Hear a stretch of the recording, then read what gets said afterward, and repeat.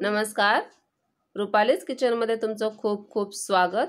आणि आज मी तुमच्यासाठी एक नवीन रेसिपी घेऊन आली आहे। ती म्हणजे महाराष्ट्रीयन पद्धतीचं मराठमोळं खारं वांग कसं बनवायचं ते आज आपण बघणार आहोत। या तर साहित्य बघूया। एका मिक्सरच्या भांड्यात अर्धा चमचा जिरे, अर्धा चमचा खसखस थोडी भाजून घ्यायची आहे। 2 चमचे तीळ घेतलेत मी पांढरे, हे सुद्धा हलके भाजलेले आहेत। आणि अर्धी वाटी शेंगदाणे, यामध्ये थोडं सगळं भाजून वापरायचं आहे आपल्याला। जास्त भाजलं नाही तरी चालेल, पण हलकं भाजलेलंच पाहिजे। तर हे बघा, अर्धी वाटी खोबरं खिसून मी हलकं भाजून घेतले।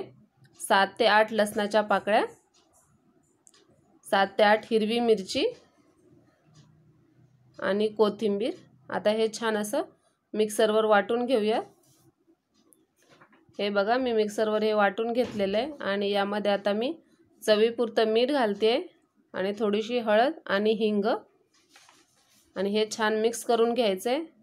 यामध्ये अर्धा चमचा तेल घालायचं आहे। तेल घातल्यामुळे काय होतं, आपलं हे जे सारण आहे त्याला टेक्स्चर छान येतं आणि आपले वांगे छान भरले जातात। म्हणून आपल्याला थोडंसं तेल घालायचं आहे यामध्ये आणि छान असं मिक्स करून घ्यायचं आहे।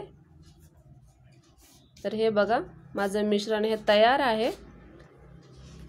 आता मी तुम्हाला वांगी दाखवते। वांगी आपल्याला अशी काटाळ आणि ताजी घ्यायची आहेत, आणि जास्त मोठी नको किंवा निब्बर नको, कोवळी वांगी असली पाहिजे। तर तुम्ही बघू शकता, अशा पद्धतीने मी याचे सर्व काटे काढून घेते। आणि देठ अर्ध कट करून घ्यायचे आपल्याला, पूर्ण देठ कट नाही करायचं, थोडं देठ ठेवायचे। आणि आता हे वांग आपण एकदम मधोमध असं 4 भाग करून काटायचं आहे। एंड पर्यंत कापायचं नाही, थोडं वरतीच कापायचं, देठाच्या वरतीच। तर तुम्ही बघू शकता। आणि हे आपण आतमध्ये किडकं आहे का ते चेक करायचे आपल्याला, कारण वांग किडकं असलं तर त्यामध्ये आळी निघते, म्हणून व्यवस्थित चेक करून घ्यायचे। आणि एका पातेल्यात आपल्याला पाणी घ्यायचे आणि या पाण्यामध्ये ही कापलेली वांगे टाकायची आहेत, कारण वांगे कट केल्यानंतर काळी पडतात। असेच मी सगळे काटे काढून वांगे कट करून घेते। तर तुम्ही बघू शकता, माझे सगळे वांगे असे कट करून झालेले आहेत। आता आपण हे वांगे भरायला घेऊया।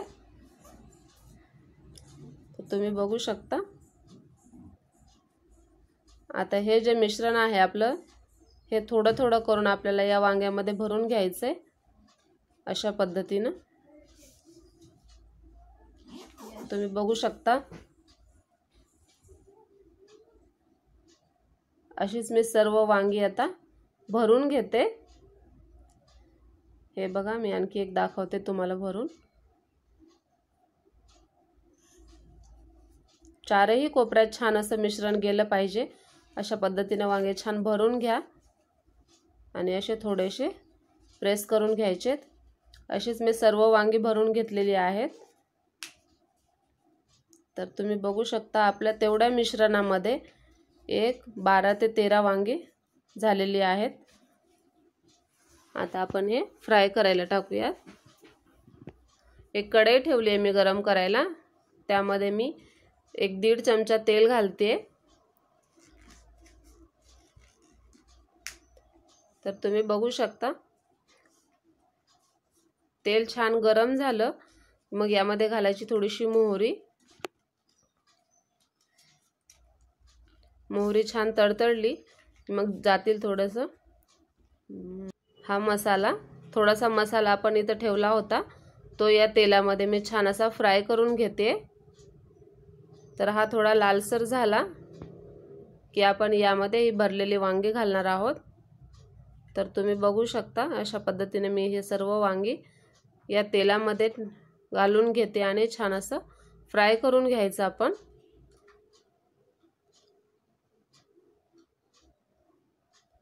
खाऱ्या वांग्यामध्ये काळा मसाला शक्यतो वापरला जात नाही, हिरवी मिरची वापरली जाते, त्यामुळे आपल्या या वांग्याला खूप छान अशी चव येते। थोडंसं फ्राय करायचं 4-5 मिनिटं आणि झाकण ठेवायचं, आणि नंतर 3 ते 4 मिनिटानंतर परत आपल्याला चेक करायचे। तर हे बघा आपल्या वांग्याला एकदम रंगसुद्धा छान आलेला आहे आणि मस्त फ्रायसुद्धा झालेला आहे। फ्राय झाले हे बघा आपल्याला आणखी छान असं हे मिक्स करून घ्यायचं आहे। आणि आता मी यामध्ये गरम करून एक अर्धा ग्लास पाणी घालते, जास्त नाही, पण पाणी थंड नका घालू, शक्यतो पाणी गरम करून घाला। आणि पाणी घातल्यानंतर मी हे छान असं एकदा मिक्स करून शिजवून घेणार आहोत। झाकण ठेवणार आहे परत। तर हे बघा पाणी घातलेलं आहे थोडंसं, अर्धा ग्लास मी पूर्ण पाणी टाकलं होतं यामध्ये। आणि आता मी झाकण ठेवते शिजवून, आणि झाकण ठेवले 3 ते 4 मिनटं झाल्यानंतर परत आपल्याला झाकण काढून ही वांगी एकदा पलटवून घ्यायचे, कारण पलटवून घेऊया। हे बघा अशा पद्धतीने पलटवून घ्यायचे, कारण आपल्या वांग्याचा दोन्हीही हिस्सा शिजला गेला पाहिजे, नाहीतर जो हिस्सा पाण्यात आहे तो शिजतो आणि वरच्या बाजूचा कच्चा राहू शकतो। तर ही अशी मी वांगी पूर्ण पलटवून घेतली आहेत आणि नंतर एक 3 ते 4 मिनिटं असं झाकून ठेवणार आहे। आणि तुम्ही बघू शकता आपलं खारं वांग तयार झालेलं आहे। आता मी हे एका बाउलमध्ये काढून घेते। तर तुम्ही बघू शकता किती छान दिसतंय, आणि हे जास्त तिखटसुद्धा नसतं चवीला, आणि सगळ्यांनाच खूप आवडतं, लहानांपासून मोठ्यांपर्यंत सर्वांना खूप आवडणारी रेसिपी आहे।